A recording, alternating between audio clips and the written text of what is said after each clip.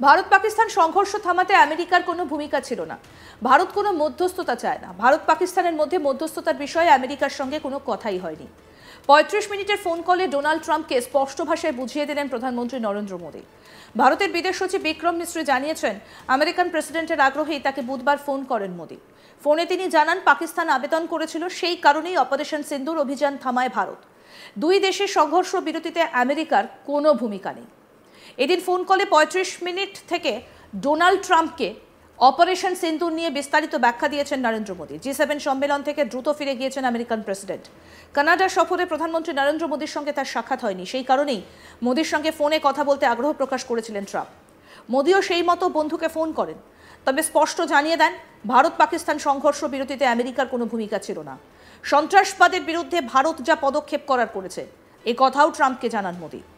৭ই মে ভোররাতে পাকিস্তান এবং পিওকেতে সন্ত্রাসবাদী ঘাঁটিগুলিতে ভারত হামলা চালিয়েছে। কি পরিণতি হয়েছে সবটাই এই ৩৫ মিনিটে ফোনে ট্রাম্পকে বুঝিয়ে দেন ভারতের প্রধানমন্ত্রী।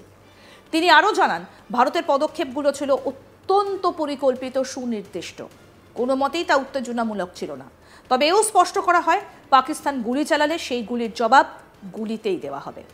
ভারতের বিদেশ সচিব বিক্রম মিশ্রি কি জানাচ্ছেন এই বিষয়ে শুনব। प्रधानमंत्री मोदी ने राष्ट्रपति ट्रंप को स्पष्ट रूप से कहा कि 22 अप्रैल के बाद भारत ने आतंकवाद के खिलाफ कार्रवाई करने का अपना दृढ़ संकल्प पूरी दुनिया को बता दिया था। प्रधानमंत्री मोदी ने कहा कि 6-7 मई की रात को भारत ने पाकिस्तान और पाकिस्तान ऑक्यूपाइड कश्मीर में सिर्फ आतंकी ठिकानों को ही निशाना बनाया था। भारत के एक्शन बहुत ही मेजर्ड, प्रिसाइज और नॉन एस्केलेटरी थे। साथ ही भारत ने यह भी स्पष्ट कर दिया था कि पाकिस्तान की गोली का जवाब भारत गोले से देगा। 9 मई की रात को उपराष्ट्रपति वैंस ने प्रधानमंत्री मोदी को फोन किया था। उपराष्ट्रपति वैंस ने कहा था कि पाकिस्तान भारत पर बड़ा हमला कर सकता है। प्रधानमंत्री मोदी ने उन्हें साफ शब्दों में बताया था कि यदि ऐसा होता है तो भारत पाकिस्तान को उससे भी बड़ा जवाब देगा। 9-10 मई की रात को पाकिस्तान के हमले का भारत ने बहुत सशक्त जवाब दिया और पाकिस्तान की सेना को बहुत नुकसान पहुंचाया। उसके मिलिट्री एयर बेसिस को इनऑपरेबल बना दिया। भारत के मुंहतोड़ जवाब के कारण पाकिस्तान को भारत से सैन्य कार्रवाई रोकने का आग्रह करना पड़ा।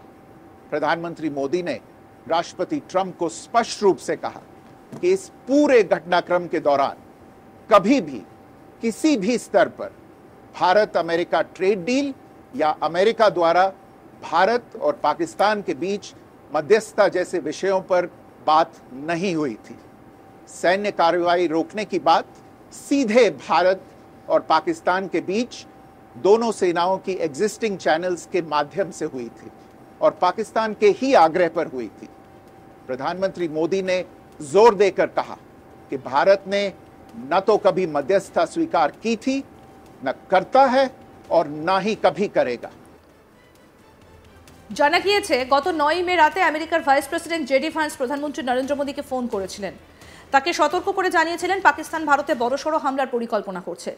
মোদী পাল্টা বলেছিলেন, এমনটা হলে ভারতও কড়া জবাব দিতে প্রস্তুত। এরপর পাকিস্তানি হামলা রুখে দেয় ভারতীয় সেনা। পাকিস্তানি সেনা এবং সেনাঘাটির প্রভূত ক্ষতি হয়, যার ফলস্বরূপ ভারতের কাছে সংঘর্ষ বিরতির আবেদন জানায় পাকিস্তান। সূত্রের খবর, ট্রাম্পকে ফোনে মোদী স্পষ্ট করে জানান, পাকিস্তানের সঙ্গে ভারতের এই সংঘর্ষ বিরতির আলোচনায় কোনো স্তরেই আমেরিকার ভূমিকা ছিল না। ভারত এবং আমেরিকার মধ্যে যে সময়ে কোনো বাণিজ্যিক লেনদেনও হয়নি। এমনকি আমেরিকা ভারত এবং পাকিস্তানের মধ্যস্থতায় কোনো বক্তব্য রাখেনি। সংঘর্ষ বিরতির আলোচনা কেবলমাত্র ভারত এবং পাকিস্তানের মধ্যেই হয়েছে, তাও পাকিস্তানের করা আবেদনের ভিত্তিতে। অপারেশন সিন্দুর জারি রয়েছে এবং ভারত সন্ত্রাসবাদী কার্যকলাপকে প্রক্সি ওয়ার নয়, সম্পূর্ণরূপে যুদ্ধ হিসেবেই দেখছে এবং সেই মতো জবাব দেবে। এই কথাও ট্রাম্পকে বুঝিয়ে দিয়েছেন মোদী। এই বিষয়ে মোদী বলেন, পাকিস্তান বাঁচার রাস্তা খুঁজতে থাকে। পরিস্থিতি শান্ত করার জন্য গোটা বিশ্বের কাছে পাকিস্তান চক্কর কাটতে থাকে। মার খাবার পর 10ই মে পাকিস্তানি সেনা আমাদের ডিজিএমওকে ফোন করে। ততদিনে আমরা জিহাদিদের ঘাঁটিগুলোকে ধ্বংস করে দিয়েছিলাম। পাকিস্তানের ডেরা করে থাকা জিহাদিদের জানে শেষ করে দিই। পাকিস্তানের তরফে যখন বলা হয় যে আর তারা কোনো কিছু করবে না, তখন ভারত সেই বিষয়ে বিচার করে দেখে। কি বলেছেন প্রধানমন্ত্রী নরেন্দ্র মোদী, আসুন শোনাই আপনাদের। भारत की आक्रामक कार्रवाई के बाद पाकिस्तान बचने के रास्ते खोजने लगा। पाकिस्तान दुनिया भर में तनाव कम करने के लिए गुहार लगा रहा था और बुरी तरह पीटने के बाद इसी मजबूरी में 10 मई की दोपहर को पाकिस्तानी सेना ने हमारे डीजीएमओ को संपर्क किया। तब तक हम आतंकवाद के इंफ्रास्ट्रक्चर को बड़े पैमाने पर तबाह कर चुके थे। आतंकियों को मौत के घाट उतार दिया गया था। पाकिस्तान के सीने में बसाए गए आतंक के अड्डों को हमने खंडहर बना दिया था। इसलिए जब पाकिस्तान की तरफ से गुहार लगाई गई, पाकिस्तान की तरफ से जब ये कहा गया कि उसकी ओर से आगे कोई आतंकी गतिविधि और सैन्य दुस्साहस नहीं दिखाया जाएगा, तो भारत ने भी उस पर विचार किया। এই বিষয়ে আন্তর্জাতিক সম্পর্ক বিশেষজ্ঞ শুভাশিস ব্যানার্জি কি বলেছেন শোনাবো। দেখুন, মডার্ন ডিপ্লোমেসিতে তারিণী খোড়ো আর মডার্ন ডিপ্লোমেসিতে টেনিদা এই ধরনের বা বিরিঞ্চি বাবা এই ধরনের চরিত্রকে আবার করে উদ্ঘাটন যদি কেউ করতে পারে সেটা আমার চোখে ডোনাল্ড ট্রাম্প। তার কারণটা হচ্ছে এমন একটা মানুষ যে অদ্ভুতভাবে টুইটের মাধ্যমে এমন এমন বার্তা ছড়ায় যে বার্তাগুলো itself can be considered as a মানে ইনস্ট্রুমেন্ট অফ টেররিজম, যেখানে মিথ্যে ন্যারেটিভের মাধ্যমে গোটা পৃথিবীকে বোঝানোর চেষ্টা করে হাউ রেলেভেন্ট হি ইজ, তারপরে নিজেই সেটাকে কন্ট্রাডিক্ট করে, তারপরে নিজেই সেটাকে ভেঙে ফেলে। এবং আজকের ডেটে দাঁড়িয়ে যখন আমেরিকার এবং আমাদের প্রধানমন্ত্রীর কথোপকথন হয়েছে ফোনে, বহু পয়েন্ট আছে যেটা আমাদের কাছে ভীষণভাবে ক্ল্যারিফাইড হয়ে গেল। বিশেষ করে যখন ডোনাল্ড ট্রাম্প নিজে বলছেন যে পেহেলগাম আক্রমণের পরে প্রথমবার নরেন্দ্র মোদীর সাথে ফোনে কথা হলো, তখন জিনিসটা একদম পরিষ্কার হয়ে গেল যে তার মানে পিস টক্সে উনি ছিলেন না।